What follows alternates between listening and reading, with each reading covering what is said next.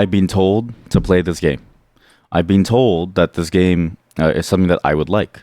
Welcome to the quote-unquote sponsored segment of the stream, where I play games that people send me that I was supposed to play a long time ago, but that I never really got to play because I kind of didn't really look at the messages and the emails for months. This game actually crashes if I alt-tab, so I can't alt-tab, but I'm pretty sure the email... Actually, I can open the email on my phone and tell you when it was sent to me. This email was sent to me, I want to say a fair number of months ago. And yes, that's how often I ignore my emails, so I'm sorry. I don't really mean to, it just happens. Dagger Directive.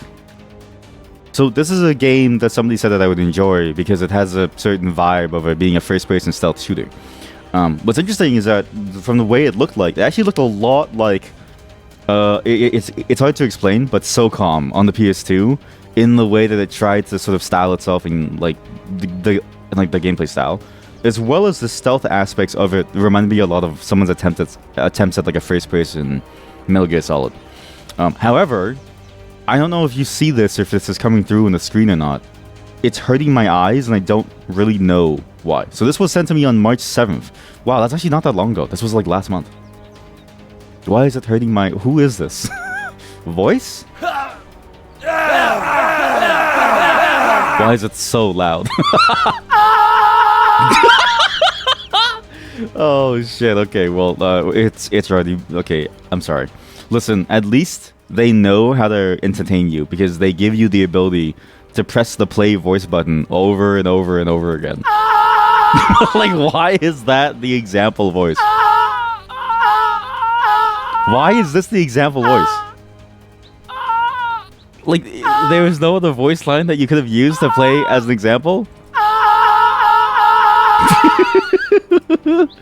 We'll do number 2, because I don't know what this is. We'll just do this.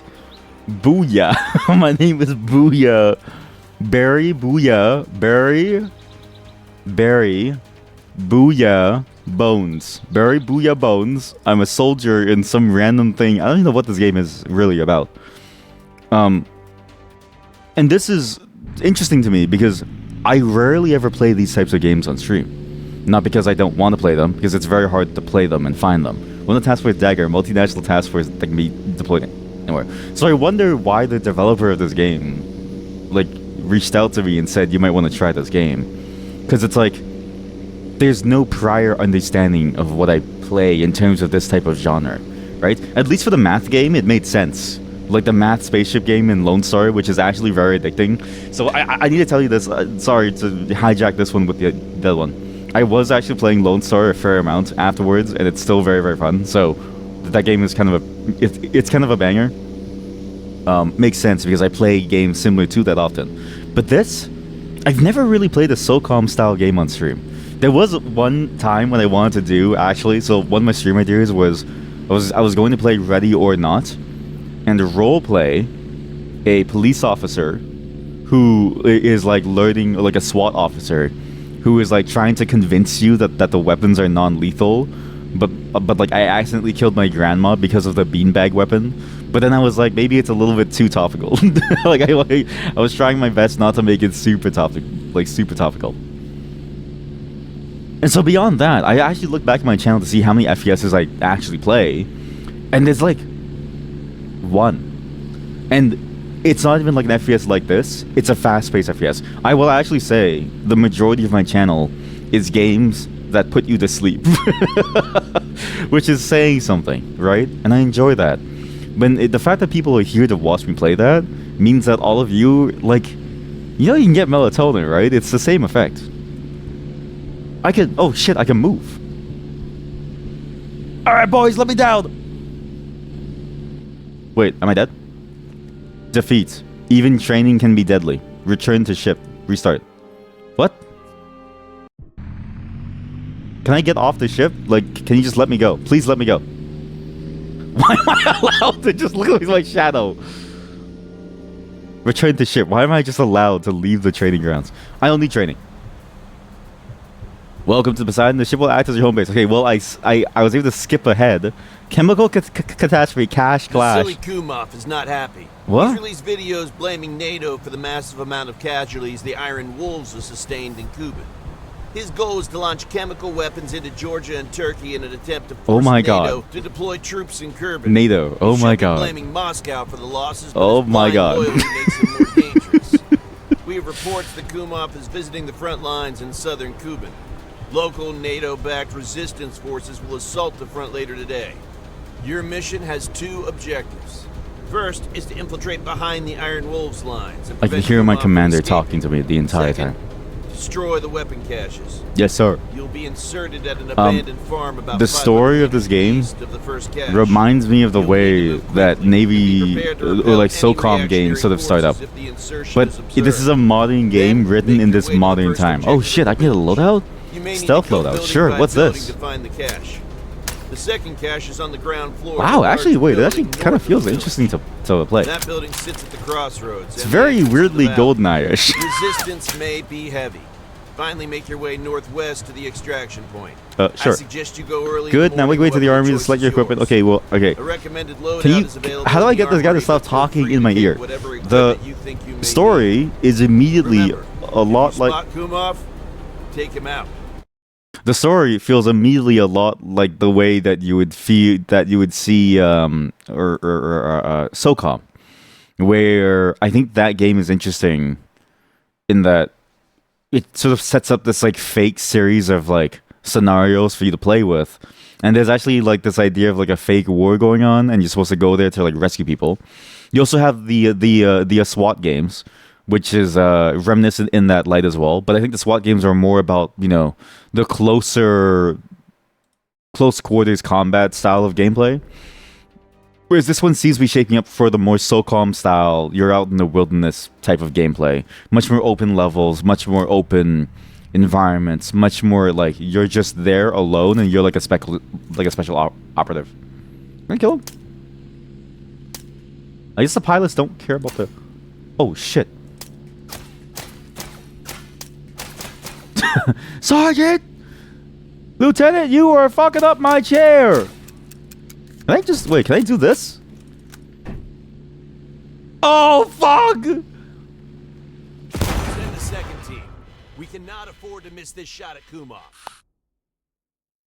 And I'm curious how well this plays out, because the thing about that open style of game is that even when you play SOCOM and stuff, you recognize that the levels themselves are still very, very heavily tailored to that type of gameplay. In a way, and I've actually said this before, it's interact? How do I interact? Breathing? Recovering? Holding breath? Holy shit!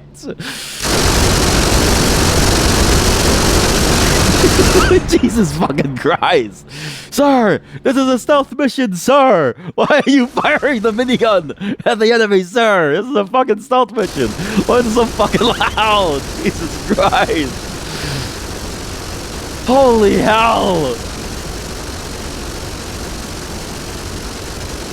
Oh, you can get really close to yourself. You actually you can hold the gun backwards. You can hold the gun backwards and just start to shoot around. This is kind of this is peak. This is amazing. This is good. Anyways, I'm sure they haven't heard me. I'm sure they don't know that I'm approaching. But yeah, that game SOCOM, like the levels were actually surprisingly. You have a fire team-sized element moving your way. The insertion was observed. Fire team size element. Moving down the road from the west. That's the west? Okay, let's go meet them and I'll shoot them in here. Repel their assault. Dig into the farm and repel them. I don't want to. It seems like they're going for that style. And it seems like they're trying to make it feel that way because this is what SOCOM did. Where SOCOM had these large levels, but a lot of the enemy could move around. And I said this to my friend, but I was like, Metal Gear Solid 5 is surprisingly closer to SOCOM than anything else I've ever played. In terms of it's the way that the enemies would move and like the scope of the things that you could do. It felt really good to play Metal Gear Solid 5.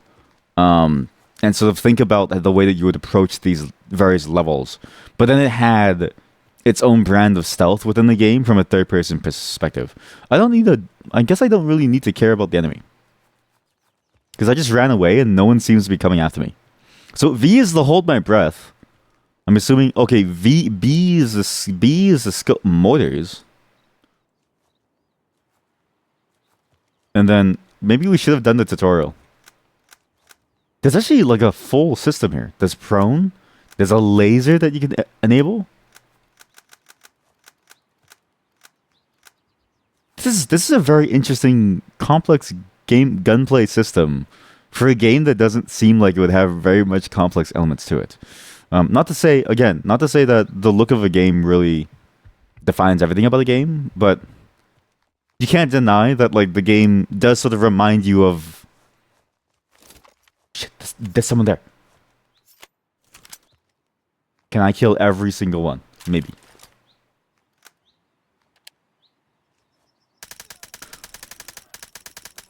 Oh my god. He's not that smart, is he? He doesn't really know that I'm there, and he just kind of looked at his allies dying.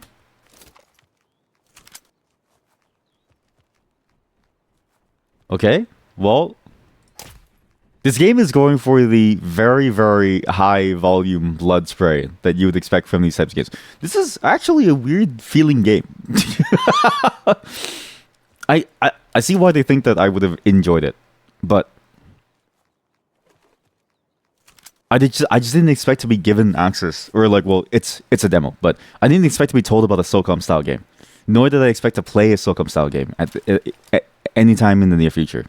The one thing about streaming these types of games is that it's a bit like a stealth game in the way that like the Hitman games are, where you basically need to go at the speed of a snail to do anything meaningful within the game.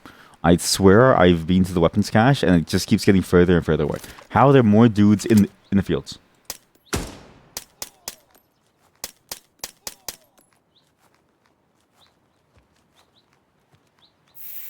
Like, for instance, if I was playing it properly, I would play more stealthy. And you can actually see, even the tools that give you cover and stuff, like the smoke grenade, it actually does, it feels like there's a lot of complexity to how you would be able to tackle these engagements. But there's a certain level of patience that you need to play these types of games. And at least in SOCOM, you had the ability of to have squad mates that you could carry around. So you could tell somebody to go up here and go over there. And there was even like a very good online mode, but even single player was good enough with the radio commands that you could do quite a lot with it to keep it fresh and at least entertaining, even if you're not necessarily in the thick of the action.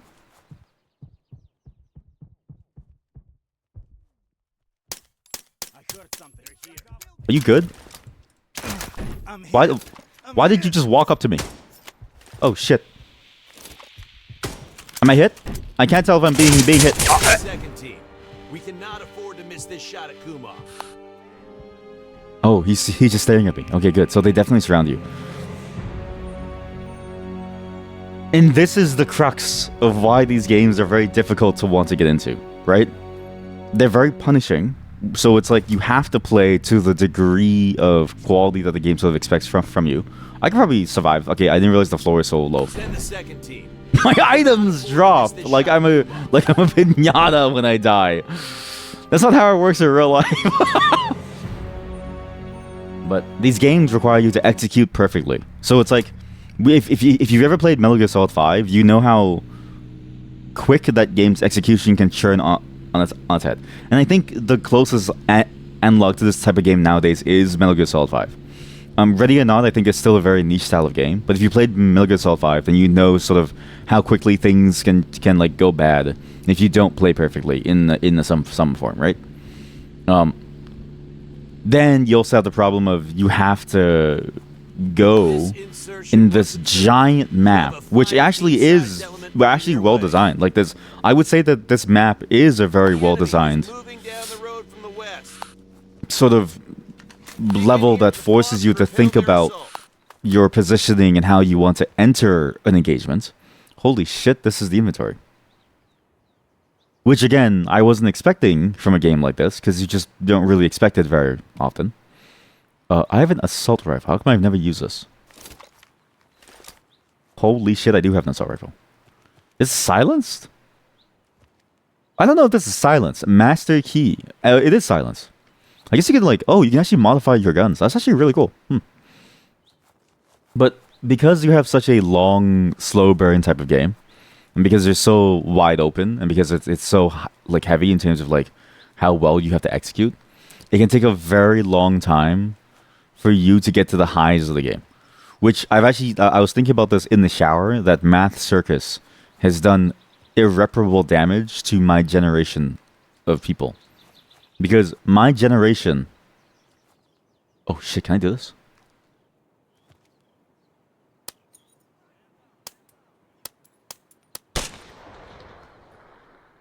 They have no clue that I'm here. None.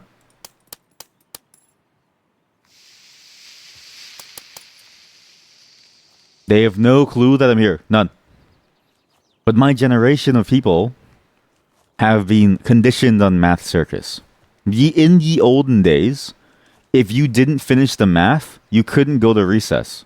In my generation, it didn't matter if you finished the math or not, because recess was playing the math. Like, you could do the math lessons and get the fun of recess all at the same time, because it's a video game encapsulating the math lesson, right? And so before, as a child, you would need patience to go and enjoy your life. Now, you don't need it. You just go play Math Circus. And I imagine my niece is playing some cooler games compared to when I was playing games. Someone's still alive. I'll get them eventually. That's what they call suppressing fire. We'll just leave. And basically what I'm trying to get at is that because of that one pivotal moment when the education system decided that video games was a good vehicle for teaching somebody how to like learn things, because they combined the dopamine and the reward with the act of doing in a much shorter time interval. I don't think anyone but like from the millennial generation and beyond, they won't get into this game, which is sad because this game is actually good. And you see me not playing well to the game's strengths, but if I like if I actually tried, see that? I could... Oh, what the fuck? He's right here! I could think about and look around to see where I am, what I'm doing, and how I should be approaching these types of combat scenarios. For instance, I can see this guy on the roof and I can take him out now.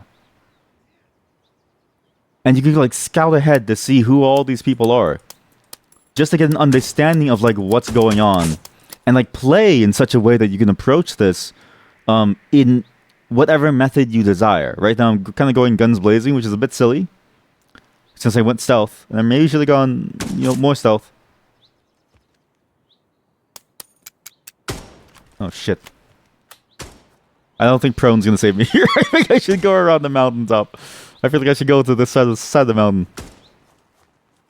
Like, there's something here that's actually tangibly good.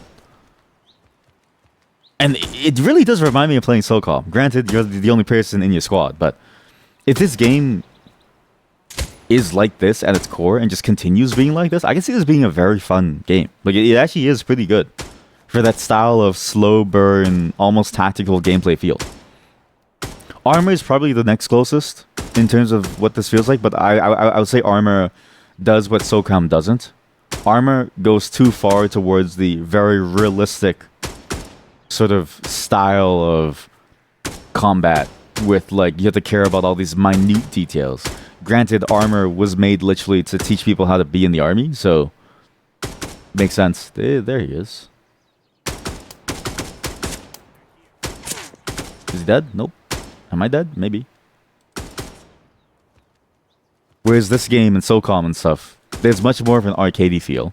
But the arcadey feel is not so pronounced that it dwarfs the rest of the game's attempts at being like a real tactical, so almost milsim-like shooter. Kind of cool. I quite like this. And I also really enjoy the fact that like you do have to care a lot about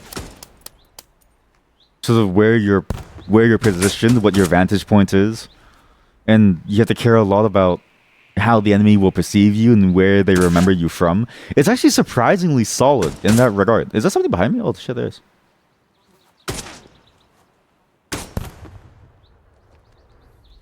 They can't climb the mountain, right?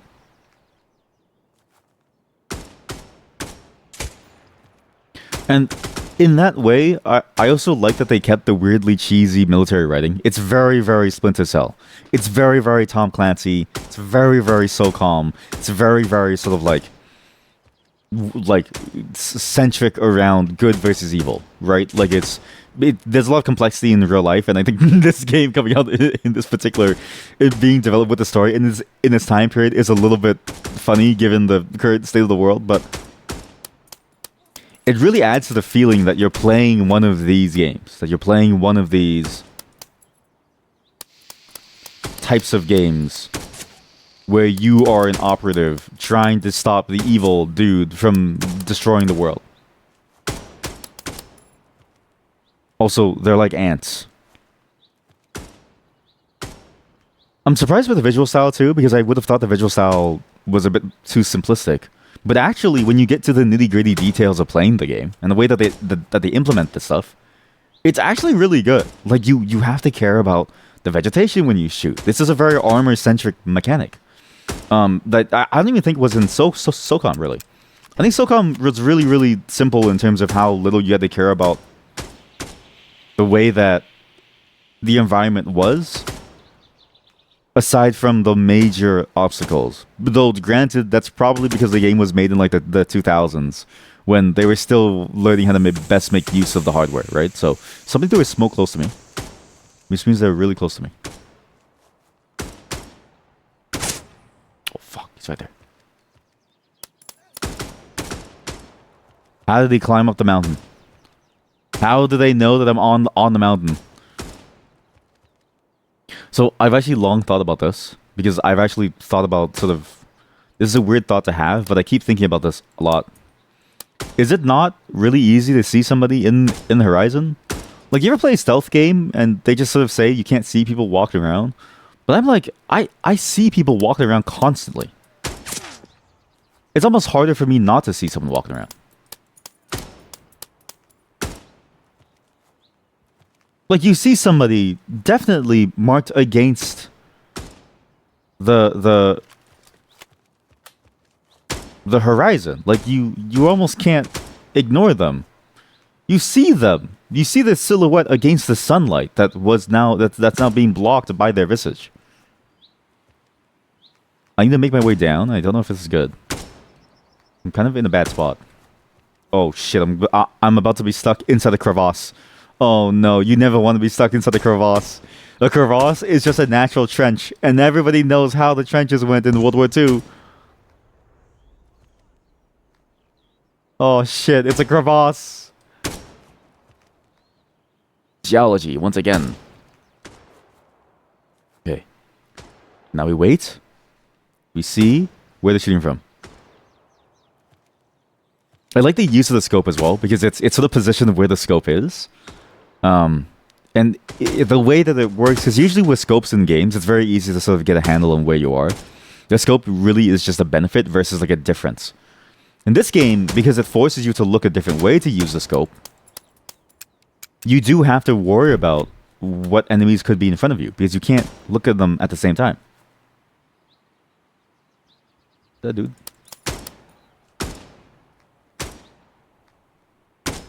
You have to deal with the fact that if you look at your scope here on your right side, you aren't really focusing on the world around you. Whereas if it was in the center of your screen, you could actually use your peripheral a lot more. Like, it's small details like this that actually make me realize that this game actually does care a lot about how to execute this concept. He's dead. I don't know where I am because I'm currently stealth.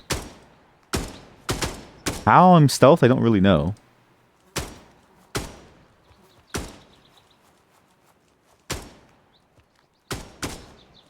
Like, how is this stealth?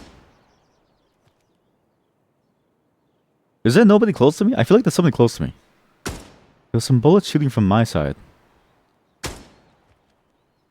But I suppose this is when I make a break for it, and I breach the city itself.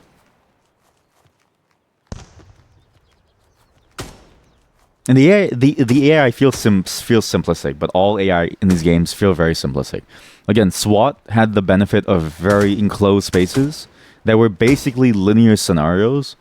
And so whenever I think of these games, even though I'm reminded of the feeling of SWAT, I had to remind myself, you can't compare these games to SWAT in terms of the way that scenarios would play out, because, again, it's like, it was a linear scenario. They could account for everything that the player could do, because there was only so many ways into the room and how you could handle it, right? But still, the fact that they care about where you were, and they try to walk around to find you, and they seem to communicate that with each other and that they know where you are after. And it seems like visibility does matter, so maybe hiding in these cornfields is a viable tactic. So maybe, like, I don't know, Ohio is a good place to, like, bunker down? Or, like what place of the world grows the most corn?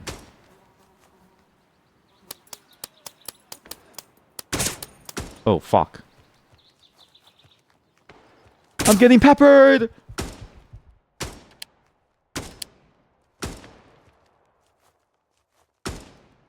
You. Hey, man.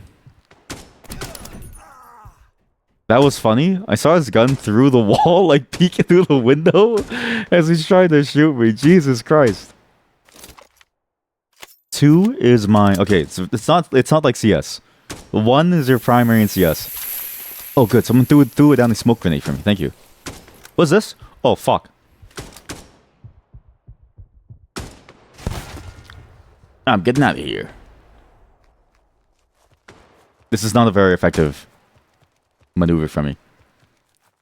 I feel like the stealth aspect has been completely blown out of the water now. Okay, there's a lot of magazines. That's a lot of guns. Wow. Hey, that's a sniper that I killed. Good.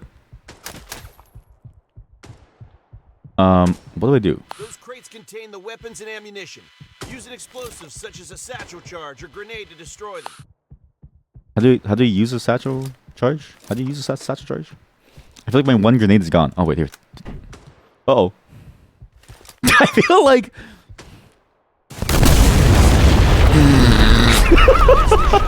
I feel like I don't understand how to throw a grenade.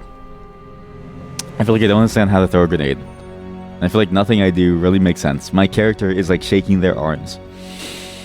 This has been a disaster run. But I actually like what the game is doing. I actually think the game actually works. I think the game does fill that niche very, very well. But that niche, again, I don't know why they emailed me. It's not for me. It's just not the kind of thing that I think I would enjoy long term. Not to say that it's a bad game, but to say that you need a particular type of personality to really enjoy it. But in saying that, look at the grenade and the way that it shoots out the shrapnel. I'm actually surprised at how good this game is. They do a lot to emulate the experience of these things in a way that I would have only expected from Armor. And yet this is not Armor. This is its own type of deal. And it works. Like, it actually works out fairly well. Insofar as, like, you actually play the game well. But can I die if I just go inside the water? I don't think so, right? But it's fun. It actually is fun. I just think, you know, if this was like 20 years earlier for me, it would be fine. But it's interesting to think that my level of desire for fast-paced games has now dwarfed my patience for these types of games. So thank you for sending this game to me. It actually is surprisingly good. And despite the look of the game, it does work well. Math Circus ruined me, honestly. Like, Math Circus has changed my entire life forever.